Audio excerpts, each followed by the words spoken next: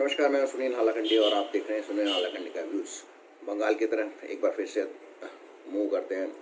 बंगाल में चुनाव पश्चात काफ़ी हिंसा हो रही है और इसमें ज़्यादातर बीजेपी समर्थकों को या फिर हिंदुओं को टारगेट बनाया जा रहा है और इसके विरुद्ध बीजेपी ने कुछ धरना वगैरह भी दिया और अब तो मुख्यमंत्री ने शपथ ले ली है ममता बनर्जी ने, तो अभी उनकी जिम्मेदारी है कि ये किसी तरह इसको ख़त्म करे, हिंसा को ख़त्म करे और वहाँ पर एक तरह से शांतिपूर्ण वातावरण में आगे बंगाल को प्रगति की ओर ले जाए। और फिलहाल तो जो उन्होंने कहा था कि कोरोना से लड़ना है तो उसमें अपने युद्ध जारी रखें। आगे बढ़ते हैं, मेरे पुराने टॉपिक पे आता हूँ कि बंगाल में क्यों हारी बीजेपी। इसका बहुत सिंपल सा था और मेरे ख्याल से स्ट्रेटजिस्ट प्रशांत किशोर के लिए ये चुनाव सबसे सिंपल और आसान रहा होगा, क्योंकि उन्होंने एक ट्वीट करके कहा था कि जहाँ मुस्लिम्स की आबादी 30 से 40% है और तो वहाँ तो बीजेपी का जीतना असंभव है। और ये उनके ट्वीट से बहुत क्लियर था कि 70 से 80% जो 70 या 80 सीटें जहाँ पर बीजेपी मुस्लिम बाहुल्य सीटें हैं उसमें वो बड़ी आसानी से सारी की सारी सीटें टीएमसी जीत गई।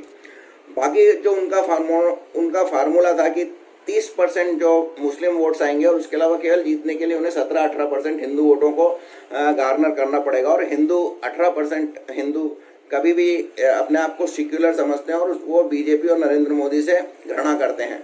और शायद ये फीडबैक नरेंद्र मोदी या बीजेपी को मालूम था फरवरी में, और उस पर उन्होंने काफ़ी कोशिश की कि हिंदू वोट को किसी तरह से बटोरा जा सके, लेकिन वो पहले बार बंगाल में असफल हुआ। और मेरे को शायद लगा था कि बंगाल एक पहला ऐसा स्टेट होगा जो ट्रेंड सेट करेगा जहां हिंदू बैकलैश यानी हिंदू सब मिलकर वोट देंगे।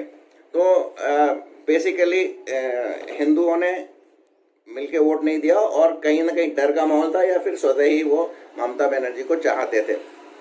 ये तो एक बात हुई। 30% वोट तो टीएमसी के पक्के थे। अब रही बात 18% की, तो 18% वोट्स एक तो सेक्युलर हिंदू है जो अपने आप को इंटेलेक्चुअल या फिर बंगाल में जिन्हें आप भद्र लोग कहते हैं उनके निश्चित ही थे। इनको इंश्योर करने के लिए मेरा अब भी मानना है कि ममता बनर्जी ने अपने पाँव में चोट लगवाई। वो चोट, हालांकि कुछ मेरे दोस्तों ने इसका कहा है कि गलत कह रहे हैं आप, आपके पास इसका प्रूफ नहीं, मेरे पास इसका कोई प्रूफ नहीं है। चोट लगवाई और उस चोट से जो वो 18% हिंदुओं के वोट इंश्योर करना चाहती थी, हिंदुओं की सहानुभूति गेन करना चाहती थी। आप जानते हैं कि हिंदू तो कितना सहृदय होता है। उन्होंने तो इंदिरा गांधी की मृत्यु के बाद दिग्गज नेता अटल बिहारी वाजपेयी को भी उनके होम कॉन्स्टिट्यूएंसी में हरवा दिया था। तो ये 18% वोट वैसे भी आ जाते हैं, लेकिन इसको डबल इंश्योर करने के लिए, जैसा कि हम विज्ञान में 8वीं क्लास में करते हैं कि पहले एक प्रयोग करते हैं, फिर उसको इंश्योर करके एक दूसरा प्रयोग करते हैं कि इसका केमिकल कंपोजिशन ये एक बहुत ही सफलतम प्रयोग था ममता बनर्जी का। मैं प्रयोग था नहीं, उन्होंने एक इंश्योर किया इस तरह से कि हिंदू वोट 18% कम से कम उनको मिले। अब आगे बढ़ते हैं। इसमें ये तो ममता बनर्जी की तो स्ट्रेटेजी प्रशांत किशोर ने बनाई होगी, लेकिन मुसलमानों की जो स्ट्रेटेजी है भारत में कौन बना रहा है? कि वो भारत में बैठा आदमी बना रहा है या भारत में बाहर बैठा आदमी बना रहा है? क्योंकि अभी तक आपने देखा होगा भी कहीं भी मुख्यमंत्री या मुख्यमंत्री पद के लिए कहीं भी कोई मुस्लिम चेहरा सामने नहीं आया है कि या कोई चुनाव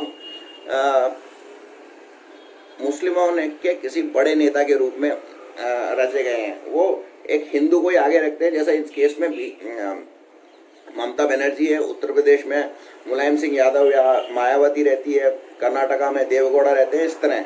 और अगर आप तमिलनाडु की बात करें तो वहाँ पर शायद स्टालिन रहते हैं। तो वो लोग पीछे से रह के हिंदू पूरा कंट्रोल करते हैं। तो ये एक बहुत खतरनाक तो नहीं है, लेकिन ये उनकी एक स्ट्रेटेजी है जो काफ़ी सफल रही है कि हिंदू नेता को रखेंगे मुख्यमंत्री या ऊंचे पद पे हिंदू नेता को रखेंगे और बैकड्रॉप से उससे सारे मुसलमानों के फेवर में काम करवाते रहेंगे। तो ये एक सफल प्रयोग है अभी तक मुसलमानों का। वो जब 50% या उससे ज़्यादा हो जाएंगे तो शायद फिर उस समय मुस्लिम नेता कोई मुख्यमंत्री बने या प्रधानमंत्री बने, लेकिन फिलहाल ये नहीं लगता है। फिलहाल मुसलमानों का यही जो भी उनकी स्ट्रेटेजी है, जो भी उनका प्रशांत किशोर है उसकी यही स्ट्रेटेजी है कि मुख्यमंत्री या ऊंचे पद पर, या आप देखें तो कहीं पे होम मिनिस्टर भी मुस्लिम नहीं है, तो यही उनकी स्ट्रेटेजी है। महाराष्ट्र में भी वो कांग्रेस के किसी नेता को ही आगे रखते हैं, और अब तो उनको एक दूसरा हिंदू कठपुतला मिल गया है, उद्धव ठाकरे। तो ये स्ट्रेटेजी उनकी चलती रहेगी। तो आज के दिन मेरे लिए इतना ही। सुबह सुबह ये बात ख्याल आई थी मेरे दिमाग में, मैंने कहीं पढ़ा था कि ममता बनर्जी की 30+18 स्ट्रेटेजी जो देश के लिए खतरनाक होगी। देश में आगे इसका क्या होगा ये मैं कहना बहुत मुश्किल है, क्योंकि देश में कोई इतना मुसलमान या प्रशांत किशोर इतना आक्रामक नेता अभी नहीं है जो इतनी मेहनत कर सके। और दूसरी बात, ममता बनर्जी के पास भी अब बहुत ज़्यादा साल पॉलिटिक्स के नहीं बचे हैं। तो इसी के साथ मैं आपकी चर्चा करता हूँ, इसी सोच के साथ। मेरा चैनल अगर सब्सक्राइब नहीं किया हो तो अवश्य कीजिए, शेयर कीजिए, लाइक कीजिए, और अंत में वही 2 गज दूरी, मास्क है जरूरी। बहुत बहुत धन्यवाद।